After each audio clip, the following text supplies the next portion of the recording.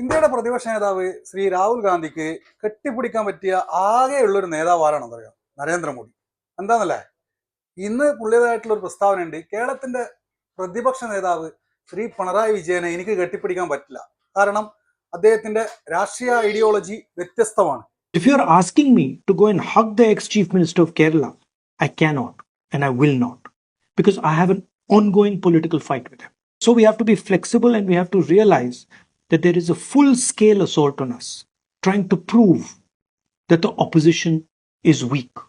എന്നാൽ ഇതേ വ്യക്തി കുറച്ച് വർഷങ്ങൾക്ക് മുന്നേ ലോകസഭയിലാണോ രാജ്യസഭയിലാണോ എന്ന് എനിക്ക് ഓർമ്മയില്ല, നരേന്ദ്രമോദി, അതായത് BJP നേതാവ്, നിലവിലെ പ്രധാനമന്ത്രിയെ കെട്ടിപ്പിടിച്ചുകൊണ്ട് എന്തൊക്കെയോ ഒരു ഫോട്ടോസ് ഒക്കെ നമ്മൾ കണ്ടിട്ടില്ല. നരേന്ദ്രമോദി, അതായത് ഫാസിസത്തിന്റെ വക്താവ്, മുൻ ഗുജറാത്ത് മുഖ്യമന്ത്രി, ആ സമയത്ത് അവിടെ നടന്ന സംഭവങ്ങളെ കുറിച്ചിട്ടൊക്കെ നമുക്ക് എല്ലാവർക്കും അറിയാം.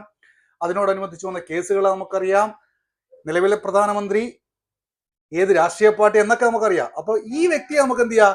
ഒരു പ്രശ്നമില്ല, രാഷ്ട്രീയ ഐഡിയോളജി ഒന്നും അവിടെ ഒരു വിഷയമല്ല, നമുക്ക് കെട്ടിപ്പിടിക്കാം. പക്ഷെ പിണറായി വിജയനെ കെട്ടിപ്പിടിച്ചുവിടാം.